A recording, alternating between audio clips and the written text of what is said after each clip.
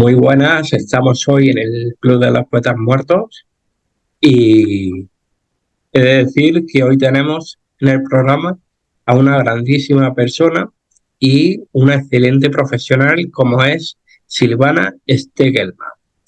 Nos va a hablar de lo importante que es la respiración y para mí es todo un verdadero placer contar contigo, Silvana, en el Club de los Poetas Muertos.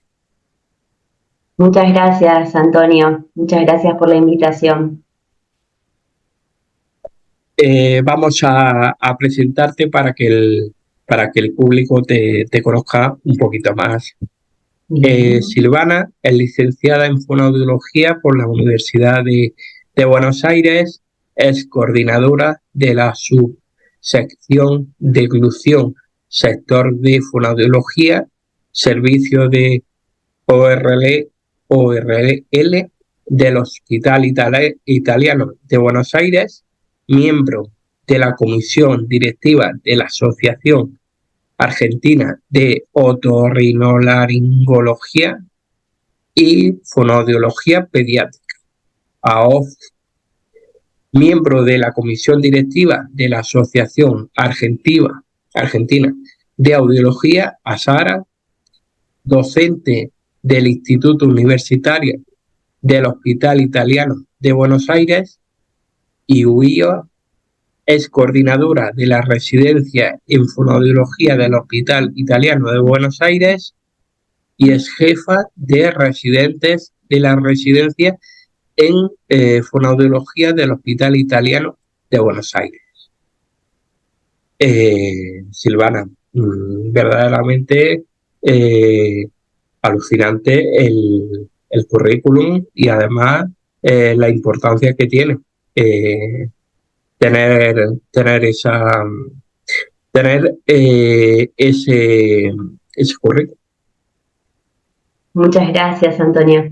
Sí, la verdad es que cuando empecé el tema de estudiar fonoaudiología o decidir a ver qué es lo que iba a hacer una vez terminada la escuela secundaria, que viene el paso hacia la universidad, es ahí donde me estuve planteando, bueno, qué es lo que quería hacer, con qué te quería trabajar, si con personas, con animales, con objetos, y ahí es donde decía, bueno, sí quiero trabajar con las personas, me gustaría hacer algo que tenga que ver con la atención de la salud, porque mi mamá es médica, pero sabía que medicina no quería por las cuestiones de las guardias, de estar siempre como ahí para el otro, pero quería de alguna manera ayudar y colaborar con las personas. Entonces es ahí donde, investigando otras ramas de la salud que se podían estudiar, elegí fonoaudiología. Y en ese camino de estudiar fonoaudiología tuve que mudarme de ciudad y venir a Buenos Aires porque yo soy del interior de Argentina, que está de Corrientes, y me mudé a los 17 años a 1000 kilómetros de distancia. Entonces era todo un desafío, un lugar nuevo, mucho más grande. Bueno, y elegí la Universidad de Buenos Aires, que para nosotros acá tenemos el privilegio de que es una universidad reconocida a nivel mundial, es una universidad pública, es decir, que nosotros no pagamos una cuota por asistir a la universidad, si bien la pagamos con nuestros impuestos, pero bueno, tenemos el privilegio de formarnos. Y ahí en fonoaudiología, en la UBA, son 5 años, es una licenciatura, y pasamos por las diversas áreas que tiene fonoaudiología, ¿no? Tanto el lenguaje como deglución, audición, voz, lo que es la parte de atención primaria de la salud. Entonces es una carrera muy completa de 5 años. Después de eso, uno puede elegir hacer la residencia, que es una formación en un hospital, que puede ser en un hospital público o privado. En este caso, y se concursa por eso, se rinde examen, hay entrevistas según el puntaje que uno tiene en la carrera. Entonces, yo había rendido en los dos y bueno, quedé en el Hospital Italiano de Buenos Aires, que es un hospital privado, un hospital de alta complejidad, donde es un hospital de referencia también para lo que es Argentina y lo que es la parte de Sudamérica, porque atiende muchos pacientes de lugares cercanos. Vienen pacientes de Brasil, de Bolivia, de Paraguay a atenderse. Así que ahí es donde inicié mi carrera hospitalaria, ¿no? En el Hospital Italiano de Buenos Aires, siendo residente. Y después que la residencia son 3 años y un año más si uno queda como jefa de residentes. Y donde también la formación pasa por las diversas áreas, ¿no? Entonces, en la parte de audición, de todo lo que tiene que ver con la audiología clínica, con la parte de detección temprana de la audición, la parte de rehabilitación y evaluación vestibular, lo que es lenguaje, dentro de todas las edades, niños, adultos y patologías que tienen que ver con un trastorno fonológico, con una disfluencia o tartamudez, o sea, como distintas especialidades dentro de lo que es lenguaje, después lo que es del área de la voz también, diferentes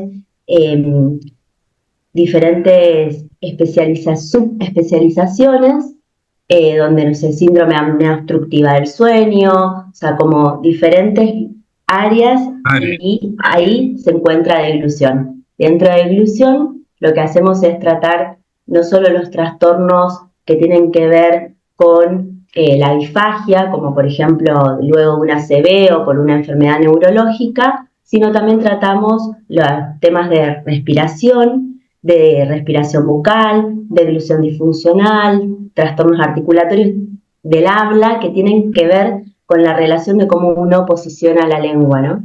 Entonces, dentro de eso es donde estoy actualmente siendo coordinadora de la subsección de deglución.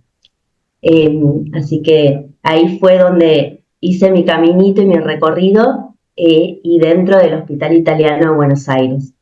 Además es que el tema de respiración del que vamos a hablar hoy es un tema muy importante. Es un tema al que hay que dedicarle bueno, pues mucha importancia por el tema pues de que muchas veces no respiramos como hay que verdaderamente respirar. Entonces, Claro. a la hora de la verdad, o no le damos demasiada importancia a la respiración como la como la tuviéramos que dar. Entonces, va a ser muy interesante, creo yo, toda la información que nos va a aportar en el día de hoy. Bien. Si te parece bien, empezamos con la entrevista. Y lo primero que me gustaría preguntarte, ya nos has contado un poquito el paso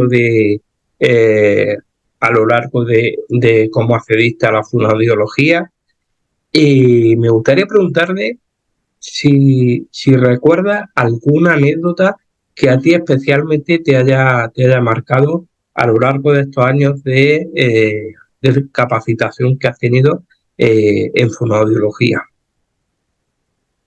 A ver, como anécdotas, hay muchas, algunas un poco más tristes o dolorosas y otras, sí, graciosas. A ver, por ejemplo, el de ver la posibilidad en un niño de poder ayudar y colaborar a que esté mejor, que pueda salir frente a la dificultad que tenga, y cómo también acompañar a los padres cuando tienen un hijo que no era el deseado y tiene dificultades, ¿no? Entonces, ya sea por una anoxia o una hipoxia en el parto, y eso que venía todo muy bien y de repente se encuentran con que no era lo que esperaban o no era en su imaginario lo que tenían, ¿no? Entonces, acompañar a esa familia, en mi caso, desde lo que es la deglución y si tuviera una traqueostomía también en lo que es la respiración, y cómo es el manejo de ese paciente, el acompañar a esa familia en la aceptación también, ¿no? Porque tienen que atravesar un duelo donde no era lo que esperaban, donde, bueno, ahora lo tengo y cómo lo llevo adelante, cómo sigo con esto. Entonces, en esas situaciones también es donde digo, bueno, qué importante nuestro rol de poder acompañar a esa familia desde la palabra, desde quizás una contención con un abrazo, de permitir que puedan llorar en ese momento y nosotros además seguir actuando en lo que implican las funciones de respiración y de deglución, ¿no?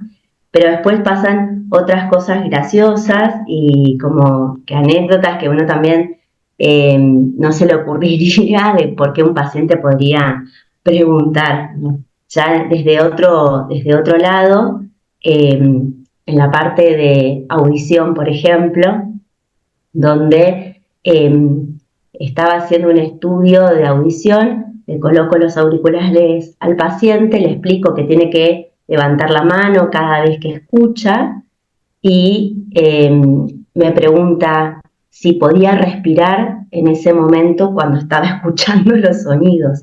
Entonces le digo, claro, ¿cómo no vas a respirar si es vital la respiración? Como tengo que levantarle a los sonidos, sí, independientemente de que vos escuches, tenés que respirar, porque si no te quedás acá frito en la cabina. O sea, claro. Y a uno no se le ocurriría, ¿no? Entonces, bueno, eso como gracioso, ¿no? Y como la respiración nos atraviesa, pues es la función primordial, o sea, si no respiramos, no vivimos. Y es la primera, la que tenemos que estabilizar, ¿no? Efectivamente. Entrando ya en la entrevista puramente de respiración, lo primero que nos cabría saber o entender a qué podemos llamar respiración. Bien, bueno, la respiración es el acto del ingreso del aire, que preferimos que sea por la nariz, ese ingreso del aire, y que nos permite obtener el oxígeno y llenarnos de oxígeno en el cuerpo y poder sacarlo en forma de dióxido de carbono cuando una vez ya ha utilizado ese aire, ¿sí? Y esto, como dijimos, está presente desde que nacemos, que podemos respirar, por eso el bebé cuando nace llora, porque es el ingreso del aire hacia esos pulmones. Y esta respiración, que si bien preferimos que sea de modo nasal, preferimos en el sentido de que cuando no estoy hablando es mucho, cuando no estoy hablando es mejor la respiración que sea por la nariz. Cuando estoy hablando, obviamente tomo bocanadas de aire y eso va a ser por la boca, porque es más rápido el ingreso del aire. Sí preferimos que sea nasal, ¿por qué? Porque en la nariz hay pelitos que lo que van a hacer es atrapar todos los gérmenes que hay en el aire, y también porque en la nariz tenemos mucosidades en las cuales esos gérmenes quedan atrapados.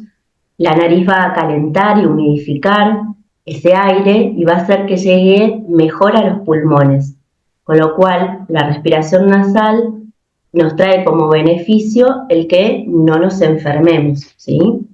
Nos protege entonces de los diferentes gérmenes del ambiente. Claro, y luego decimos o entendemos que la respiración es muy importante, ¿no? ¿Por qué podríamos decir que es muy importante? Claro, por esto de que nos protege de los gérmenes y hace que no nos enfermemos, que permite también que, por ejemplo, en los niños tengan un buen descanso y eso rinda a nivel escolar, porque un chico que no respira bien, no duerme bien y al día siguiente está cansado. Pasa también con un adulto, ¿no? Si no descanso bien porque estoy respirando por la boca, donde tengo la lengua en una posición baja, la mandíbula cae, ese aire que ingresa no es el mismo que ingresaría por la nariz. Efectivamente. ¿Y cuáles son los diferentes tipos y modos de respiración? Bien, el modo puede ser nasal, bucal o mixto, ¿sí? Y el tipo respiratorio tiene que ver con qué partes del cuerpo usamos para poder ingresar ese aire. Entonces, Si yo utilizo una respiración más bien alta, que sería una respiración torácica, esa respiración es como más cortita, ¿sí? ¿Por qué? Porque si yo me imagino a los pulmones como dos triángulos enfrentados, la parte alta es muy poquito el espacio que tengo para llenar. Si yo utilizo una respiración más bien baja, donde va a ser una respiración de tipo costo-diafragmática, donde va a intervenir también las costillas y va a intervenir el diafragma, esa conjunción permite que los pulmones se expandan aún más, ingrese mayor aire, tengo mayor capacidad. Entonces, si hablamos de qué sería mejor adoptar, una respiración de modo nasal y de tipo costo-diafragmática, ¿sí? A veces algunos dicen, bueno, respiración abdominal, porque en realidad lo que pasa es que el aire ingresa a los pulmones, el diafragma se relaja y lo que hace es empujar, salen como los órganos hacia afuera, por eso dicen una respiración abdominal, porque sale hacia afuera el abdomen, ¿sí? Pero no es que yo respiro con la panza, ¿sí? Que algunos dicen, se va el aire a la panza, ¿sí? Sí, No, sí. no es que el aire ingresa al estómago, ¿sí? Sino que ingresa a los pulmones y por efecto de presión hace que el abdomen salga, ¿sí? Claro. ¿Y cuáles serían los beneficios de respirar por la nariz? Bueno, los beneficios es que me va a permitir tener un buen sueño, un buen desarrollo facial también, porque si yo respiro por la boca, como decía, la lengua va a estar en una posición baja, la mandíbula va a caer, la lengua al estar en una posición baja va a empujar también a los dientes, con lo cual el desarrollo facial puede no ser armónico y va a dificultar también en la deglución esto, ¿sí? Y puede también influir en esta lengua que está más perezosa porque está en una posición baja, no ayuda a la producción de los sonidos del habla, ¿sí? Claro. Eh, ¿Qué pasa si una persona no puede respirar por la nariz? Porque Claro, angustioso es, la verdad. claro. A ver, puede ser que no pueda respirar por la nariz porque estoy en una estación del año, en invierno, otoño, donde justamente hay mucha gripe y tengo la nariz congestionada, ¿sí? Ya. Entonces, puede ser por algo estacional o como también en la primavera, donde hay un montón de alérgenos, entonces tengo alergias y estoy con una sinusitis, una rinitis constante. O puede ser también porque hay una desviación del tabique. Entonces, También, efectivamente. muchas causas pueden haber, dependiendo si es un niño o un adulto. En un niño por ahí puede haber hipertrofia adenoidea. Entonces, ante cualquiera de los síntomas que presente de, de la rinitis, de la sinusitis, de esto de que note que no tengo mocos y me suena bien la nariz y no ingresa el aire, poder consultar con el médico de cabecera, el médico clínico o con el pediatra en el caso de un niño y hacer la derivación oportuna a otorrinolaringología para que ese médico, ese especialista, que justamente se dedica a nariz, garganta y oído, pueda hacer una valoración completa, tanto una inspección ocular, donde va a ver cómo están esos cornetes, si están inflamados o no, si detecta que hay una desviación porque justamente no puede pasar para hacer la inspección y va a pedir diferentes estudios, ¿no? Entonces puede pedir una placa de Cavum, en el caso de los niños, para ver la hipertrofia, o puede pedir también una tomografía. Entonces, de ahí va a determinar cuál es la causa estructural anatómica y qué intervención va a hacer, si medicamentosa o quirúrgica. Entonces, una vez que está resuelto lo estructural anatómico, es donde la fonoaudióloga va a intervenir. Pasa que a veces se resuelve solo. ¿Qué quiere decir esto? Que se resuelve una vez que se implementó la medicación o el tratamiento quirúrgico. Entonces, puedo respirar por la nariz y puedo modificar eso naturalmente, espontáneamente. Otras veces no, necesita del trabajo de la fonoaudióloga. ¿Para qué? Para justamente modificar ese hábito de respiración bucal y pasarlo a una respiración nasal.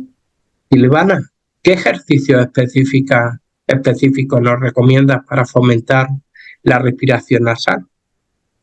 Bien, a ver, va a depender siempre de cada caso en particular, donde una fonoaudióloga va a hacer la valoración de cada paciente.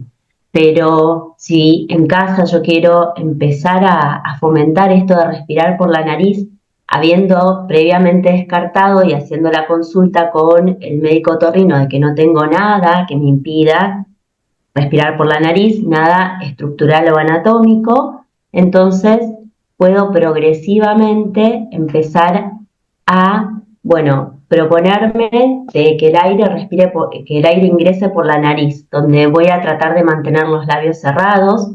Entonces puedo hacerlo por poquito tiempo, a ver cuánto es lo que puedo lograr.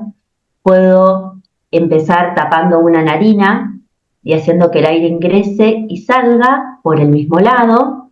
Puedo hacer 10 inhalaciones y exhalaciones por la nariz de un solo lado, luego tapo suavemente, pero fíjense el tema del dedo, o sea, apoyo suave, no es que voy a doblar, porque si doblo, ahí ya yo misma me estoy provocando un desvío del tabique, con lo cual no me favorece. Entonces, puedo hacer narinas por separado, puedo hacer con las narinas juntas. Si veo que me cuesta mucho el tema de los labios, porque quizás tengo los labios un poco hipotónicos, puedo trabajar también con ejercicios de labios. Entonces, ahí es donde puedo utilizar, por ejemplo, de mantener una trompa 10 segundos y hacerlo repetidas veces. Se puede trabajar también con resistencia, es decir, donde puedo utilizar una plaquita que se coloca entre los dientes y los labios y tirar con fuerza, o también existen otros ejercitadores labiales, los cuales van entre los labios y tienen diferentes tipos de resistencia, mayor o menor apertura, donde tengo que poder movilizar los labios y hacer ese ejercicio como si fueran pesas que voy al gimnasio y tengo que levantar. Entonces tengo que entrenar los músculos, ¿sí? Es fundamental también para mantener la boca cerrada la posición de la lengua. Es decir, que el ápice lingual, la punta de la lengua, va a estar ubicada en el paladar, en las rugas palatinas, ¿sí? No detrás de los dientes, sino en las rugas donde empieza el paladar. Entonces, son como 3 compuertas. La primera va a ser en la lengua, que va a estar en las rugas. Después van a ser los dientes, que van a estar en forma concéntrica, no apretando, sino que van a estar cercanos. Y después los labios. Entonces, van a ser esas 3 compuertas que me van a permitir de que yo tenga la boca cerrada y que el aire vaya por la nariz. Entonces, son ejercicios cortitos, pero que a la larga, si uno lo repite, podemos modificar ese hábito. Eso es también lo que marcamos mucho cuando un paciente va a un tratamiento. Es decir, acá, por ejemplo, las consultas son de media hora. Entonces, se da la ejercitación, se enseña, se deja por escrito para que pueda recordarlo y lo pueda repetir en casa, pero lo importante es que todos los días se ejercite y que se ayude también de un espejo, por ejemplo, para poder controlar cómo lo está haciendo, más allá de que uno pueda, sentir si está colocando o no la lengua en las arrugas del paladar, si está sosteniendo la trompa hacia adelante con el espejo, que pueda tener ese control desde otro lado para poder ver si lo está haciendo de manera correcta, ¿sí? Y fundamental es crear conciencia, un esquema corporal, bucal, para ver qué es lo que está pasando dentro de esa boca para lograr mantener cerrada y que el aire vaya por la nariz. Por eso también, por ejemplo, podemos usar el olfato para poder ejercitar este ingreso y esta mayor conciencia del aire que va por la nariz. Entonces, puedo sentir los olores que hay en la casa, agarrar las especias, entonces ponernos cerca y hacer 3 inhalaciones seguidas, como para ingresar esa información y tener conciencia de que el aire está pasando por la nariz. Está pasando, claro, efectivamente. Y claro, luego, de cara a los padres para que ayuden a su hijo a desarrollar buenos hábitos de respiración, ¿qué consejos les daría? Fundamental que les enseñen a sonar la nariz, porque muchos chiquitos no saben sonarse la nariz. Entonces, tengo que mantener la boca cerrada y tengo que hacerlo narinas por separado. Entonces, primero una y saco el aire con fuerza, después la otra, saco el aire con fuerza y no las dos a la vez.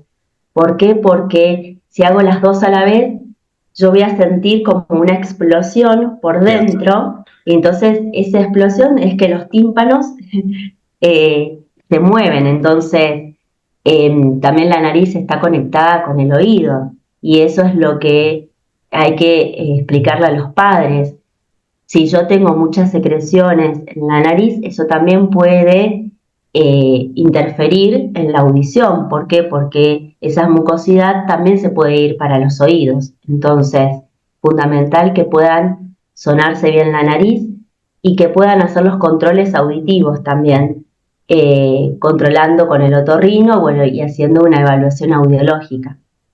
Y esto de poder ofrecerle a los chicos ejercicios de estar al aire libre, ¿sí? De disfrutar del aire libre y no estar encerrados con pantallas, con el celular, sino que tengan movimientos, que puedan practicar deportes, que eso también ayuda a una mejor oxigenación, corregir la postura, que muchas veces también con estar con el celu y están tirados en el sillón y están así, o mirando una peli y también la postura cambia. Entonces, corregir la postura, que cuando se sientan a hacer las tareas, que se puedan sentar bien en la silla, donde tenga el respaldo, donde pueda apoyar bien la espalda, donde pueda la cola estar bien apoyada en el asiento, y si no alcanzan con los piecitos el piso, que puedan tener una tarima, entonces le da información también a los pies y así pueden no estar concentrados en su tarea y no en el cuerpo. Entonces corrijo la postura, me permite también una mejor respiración y concentración en lo que tiene que hacer de tarea, en la actividad que le mandaron de la escuela. ¿Cuáles serían tus próximos objetivos que tienes a corto o largo plazo para realizar, Silvina? Bien, a ver, objetivos, tengo muchos, tengo como muchos proyectos que vienen, ¿no? Nosotros nosotros porque en la subsección de ilusión donde estoy coordinando, por ejemplo, habíamos ganado el año pasado en la sección de innovación, creamos un dispositivo para poder ayudar a las personas a decir el sonido R, la R, ¿sí?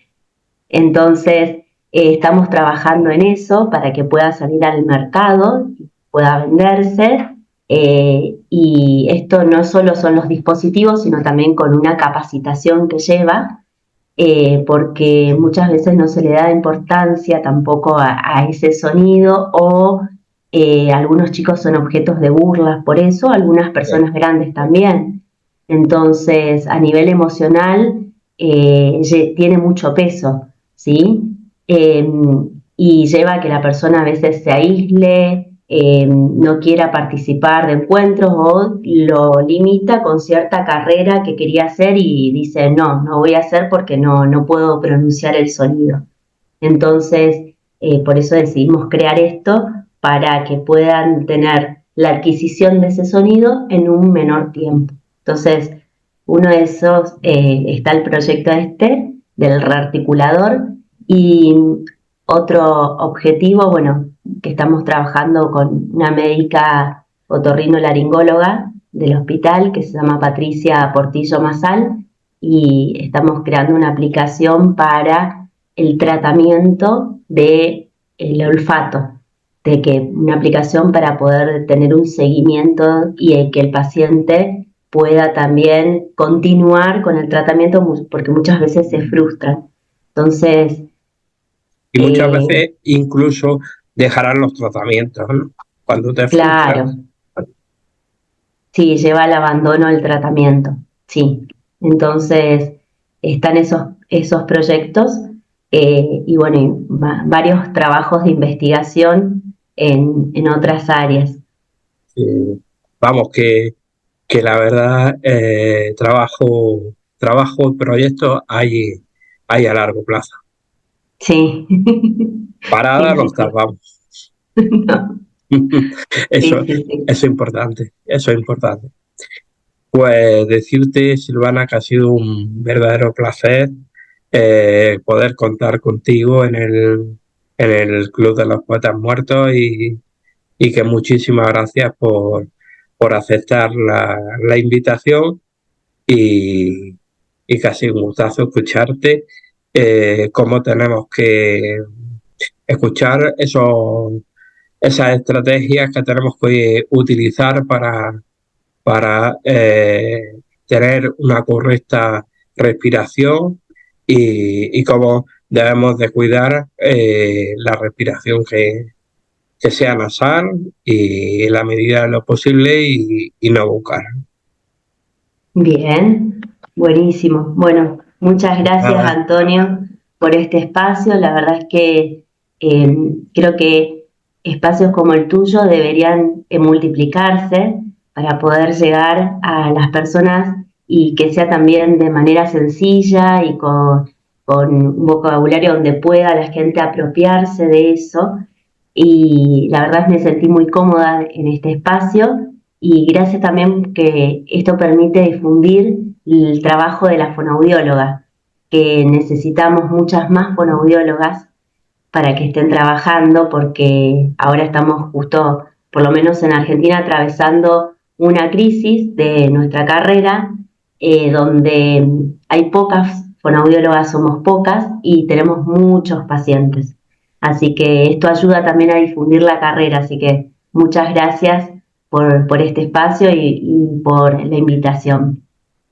pues precisamente la fonoaudiología yo considero que es una de las grandes carreras a las que hay que incentivar porque es muy completa, porque trata todo y es muy completa.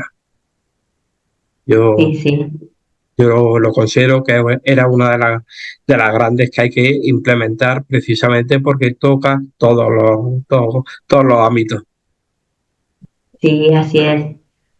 Y nada, que esperemos que sea así y que pronto pues podamos hablar de que existen más fonoaudiólogos. Sí, Pues ojalá. muchísimas gracias por todo, Silvana. Bueno, muchas gracias, Martín. Un gustazo. Un gustazo.